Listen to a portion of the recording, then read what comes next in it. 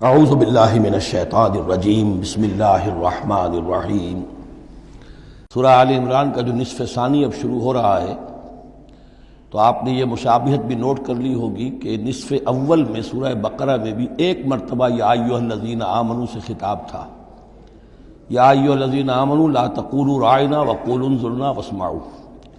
اسی طرح سورہ آل عمران کے نصف اول میں بھی ایک آیت وہ اوپر آ چکی ہے کہ یا ایھا الذین آمنوا ان تطیعوا فریقا من الذین اوتوا الکتاب یردوکم بعد ایمانکم کافرین۔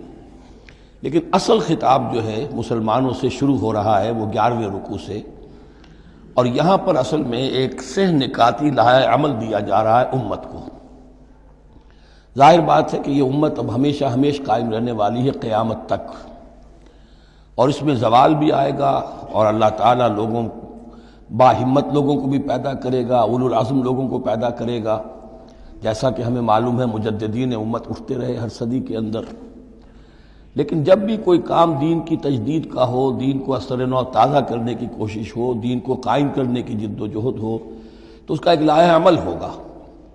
وہ لائحہ عمل ہے جو ان 3 آیات میں جو ابھی میں نے آپ کو پڑھ کر سنائی ہیں نہایت جامعیت کے ساتھ سامنے آیا ہے، اور یہ حسن اتفاق ہے کہ یہ 3 آیات ہیں، جیسے سورۃ العصر 3 آیات ہیں، ایسے یہ 3 آیات ہیں نہایت جامع۔ اس میں پہلا نقطہ کیا ہے؟ جب بھی کوئی کام کرنا ہے سب سے پہلے افراد کی شخصیت سازی، کردار سازی۔ یا ایھا الذین آمنوا اتقوا اللہ حق تقاتہ، اہل ایمان اللہ کا تقوی اختیار کرو جتنا کہ اس کے تقوی کا حق ہے۔ ولا تموتن الا وانتم مسلمون، اور دیکھنا ہرگز موت نہ آنے پائے مگر فرما برداری کی حالت میں۔ یہ سب سے گاڑھی آیت ہے قرآن مجید میں تقوی کی تلقین کے لیے۔ اللہ کا حق جتنا ہے اتنا تقوی۔ اس پر صحابہ گھبرا گئے کہ یا رسول اللہ کا حق کون ادا کر سکتا ہے؟ پھر جب آیت اتری ہے سورہ تغابن کی کہ فاتقوا اللہ ما استطعتم، اپنی امکانی حد تک تقوی اختیار کرو، تب ان کی جان میں جان آئی۔ ساتھ ہی ہے کہ مت مرنا مگر حالت فرما برداری میں۔ کیا معنی ہے؟ کوئی پتہ نہیں کس لمحے موت آ جائے، کوئی لمحہ نافرمانی میں نہ گزرے، مبادا موت کا ہاتھ اسی وقت آ کر تمہیں دبوچ لے۔ اس طرح کی شخصیتیں اگر پہلے نہ بنی ہوں تو کوئی کام نہیں ہو سکتا۔ پہلے کردار سازی افراد کی۔ اب جب یہ کردار سازی ہو، دوسرا مرحلہ کیا ہے؟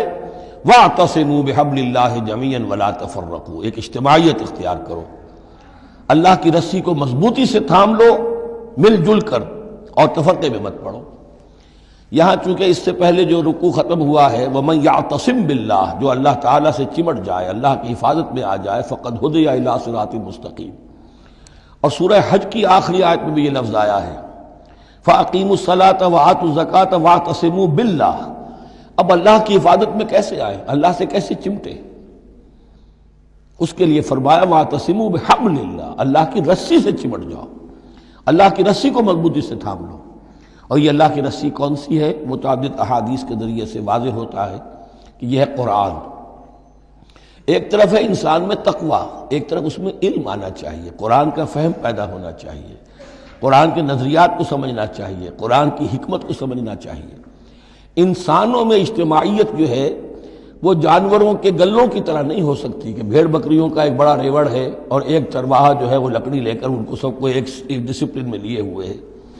انسانوں کو جمع کرنا ہے تو ان کے ذہن ایک بنانے ہوں گے، ان کی سوچ ایک بنانی ہوگی۔ یہ حیوان عاقل ہے، یہ باشعور لوگ ہیں، ان کی سوچ ایک ہو، نظریات ایک ہو، مقاصد ایک ہو، ہم آہنگی ہو، نقطہ نظر ایک ہو، تبھی تو یہ جمع ہوں گے۔ اس کے لیے وہ چیز چاہیے جو ان میں یکرنگی خیال، یکرنگی نظر، یک جہتی مقاصد کی ہم آہنگی پیدا کر دے، اور وہ قرآن ہے۔ حبل اللہ هو حبل اللہ المتین، حضرت علی سے روایت ہے، حضرت عبداللہ ابن مسعود سے ہے، حضور نے فرمایا القرآن حبل اللہ الممدود من السماء الى الارض، اللہ کی مضبوط رسی ہے جو آسمان اور زمین کے درمیان تنی ہوئی ہے۔ ایک اور حدیث میں فرمایا فاستبشروا فإن طرفه بأيديكم وطرفه بيد اللہ، خوشیاں مناؤ، یہ قرآن ایسی شے ہے کہ جس کا ایک سرا تمہارے ہاتھ میں، ایک سرا اللہ کے ہاتھ میں۔ تو تقرب الی اللہ کا ذریعہ بھی قرآن، اور آپس میں تمہیں جوڑ کر رکھنے کا ذریعہ بھی قرآن۔ تو دوسرا نقطہ ہوا واعتصموا بحبل اللہ جميعا ولا تفرقوا واذکروا نعمت اللہ علیکم اذ کنتم اعداء، اور ذرا یاد کرو جو اللہ کا انعام تم پر ہوا کہ تم تو ایک دوسرے کے دشمن تھے، فَأَلَّفَ بَيْنَ قُلُوبِكُمْ، تو اللہ نے تمہارے دلوں کے اندر الفت پیدا کر دی، فَأَصْبَحْتُمْ بِنِعْمَتِهِ إِخْوَانًا، تم اللہ کے فضل و کرم سے بھائی بھائی بن گئے۔ یہ یہاں گویا کہ اولین مخاطب یہاں انصار ہیں۔ ان کے جو دو قبیلے تھے اوس اور خزرج، وہ آپس میں لڑتے آ رہے تھے 100 برس سے، خاندانی دشمنیاں چلی آ رہی تھی، قتل کے بعد قتل، ادھر کا قتل ادھر کا قتل۔ لیکن اب جب یہ ایمان آیا، اللہ کی کتاب آ گئی، محمد رسول اللہ آ گئے، تو اب وہ شیر و شکر ہو گئے، ان کے جھگڑے ختم ہو گئے۔ اس طرح پورے عرب کے اندر غارت گری ہوتی تھی، اسے دارالامن بنا دیا۔ وَكُنْتُمْ عَلَىٰ شَفَا حُفْرَةٍ مِّنَ النَّارِ، اور تم تو آگ کے گڑھے کے کنارے تک پہنچ گئے تھے، بس اس میں گرنے والے تھے۔ فَأَنْقَذَكُم مِّنْهَا، تو اللہ نے اس سے تمہیں نکال لیا اور بچا لیا۔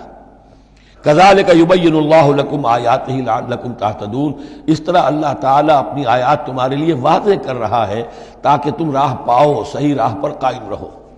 یہ دو نکتے ہو گئے، پہلے افراد کے کردار کی تعمیر، تقوی اور تابعداری، فرما برداری، پھر جمعیت، تنظیم، جماعت، اور اس کے لیے جو معنوی جو اس کے لیے ہے، جو محور ہے اس تنظیم کا، وہ معنوی محور کیا ہے؟ قرآن مجید، حبل اللہ، احتسامش کن کہ حبل اللہ اوست، مضبوطی سے تھامو، اس کو علامہ اقبال کہتے ہیں قرآن کو، حبل اللہ یہ ہے۔ اب یہ جو حبل اللہ، اور جو اس کے لیے ظاہری شکل بنے گی، وہ بھی اس صورت میں ہم پڑھ چکے ہیں، من انصاری اللہ، کہ کوئی اللہ کا بندہ کھڑا ہو اور کہے کہ میں تو اس راستے پر چل رہا ہوں، اب کون ہے جو میرے ساتھ آتا ہے اور میرا مددگار بنتا ہے۔ اب ایسی جمعیت جو وجود میں آئی، وہ کیا کرے گی؟ یہ تیسری آیت اہم ترین ہے۔ وَلْتَكُن مِّنكُمْ أُمَّةٌ يَدْعُونَ إِلَى الْخَيْرِ وَيَأْمُرُونَ بِالْمَعْرُوفِ وَيَنْهَوْنَ عَنِ الْمُنكَرِ، سے نکاتی پھر آ گیا۔ تیسرے میں 3 کام، یہ جماعت کے کرنے کے کام صرف 3 ہیں، دعوت خیر، دعوت الی الخیر، اور سب سے بڑا خیر یہ قرآن ہے۔ یامرون بالمعروف، نیکی کا حکم دیتے رہیں، وینہون عن المنکر، اور بدی سے روکتے رہیں، واولئک ھم المفلحون، اور یہی لوگ ہیں جو فلاح پانے والے ہیں۔ ولتکن منکم امۃ، تم میں سے ایک ایسی امت وجود میں آنی چاہیے، منکم ہے، گویا کہ ایک بڑی امت ہے امت مسلمہ، وہ تو اب 150 کروڑ ہیں یا 140 یا 130 کروڑ ہیں، سوئے ہوئے ہیں، اپنے منصب کو بھولے ہوئے ہیں، دین سے دور ہیں، تو اب اس امت کے اندر چھوٹی امت بنے، ایک جماعت بنے، وہ جماعت اپنے ذمے یہ کام لے لے، جاگو اور جگاؤ، جو ہمدرد کا ایک جو نعرہ ہے کہ اب جاگو اور جگاؤ، اللہ نے تمہیں جاگنے کی صلاحیت دے دی، اب اوروں کو جگاؤ، اور اس کے لیے طاقت فراہم کرو، ایک جماعت بناؤ۔ وَلْتَكُن مِّنكُمْ أُمَّةٌ يَدْعُونَ إِلَى الْخَيْرِ وَيَأْمُرُونَ بِالْمَعْرُوفِ وَيَنْهَوْنَ عَنِ الْمُنكَرِ وَأُولَٰئِكَ هُمُ الْمُفْلِحُونَ، یہی لوگ فلاح پانے والے ہیں۔ وہ بڑی امت کروڑوں کی جو ہے، جو یہ کام نہیں کرتی، وہ فلاح کی امید میں اگر ہے اور نجات کی امید میں ہے تو ایک امید موہوم ہے۔ فلاح پانے والے صرف یہ لوگ ہوں گے، اولئک ھم المفلحون۔ اب اسی میں آگے چل کر میں نے جو منہج انقلاب نبوی ہے اس میں یہ بات واضح کی ہے کہ جب کوئی انقلاب کے لیے آخری اقدام ہوگا، وہ بھی نہی عن المنکر بالید، اس لیے کہ حدیث میں حضور نے نہی عن المنکر کے 3 مرتبے بیان کیے ہیں۔ ابو سعید خدری رضی اللہ عنہ سے روایت ہے، من رأى منکم منکرا فلیغیرہ بیدہ فإن لم یستطع فبلسانہ فإن لم یستطع فبقلبہ وذلک اضعف الایمان، رواہ مسلم رحمہ اللہ۔ تم میں سے کوئی شخص کسی منکر کو دیکھے، اس کا فرض ہے اسے طاقت سے، زور سے، ہاتھ سے بند کرے، روکے، بدلے۔ اگر اس کی طاقت نہیں ہے تو زبان سے تو کہے، اس کی بھی ہمت نہیں ہے تو دل میں نفرت ضرور رکھے، اور یہ ایمان کا کمزور ترین درجہ ہے۔ نفرت بھی ختم ہو گئی، وائے ناکامی متاع کارواں جاتا رہا، کارواں کے دل سے احساس زیاں جاتا رہا، تو اب کوئی ایمان نہیں۔ ہاں دل میں نفرت ہے تو اگلا قدم اٹھاؤ، زبان سے کہنا شروع کرو، بھائی یہ چیز غلط ہے، یہ حرام ہے، یا اللہ نے اس کو حرام ٹھہرایا ہے، مت یہ کام کرو۔ لیکن ساتھ ہی اپنی طاقت بناتے جاؤ، ایک جماعت بناؤ، قوت بناؤ۔ جب وہ طاقت ہو جائے، اب کہو کہ اب یہ نہیں کرنے دیں گے، پھر وہ ہوگا نہی عن المنکر بالید، طاقت کے ساتھ۔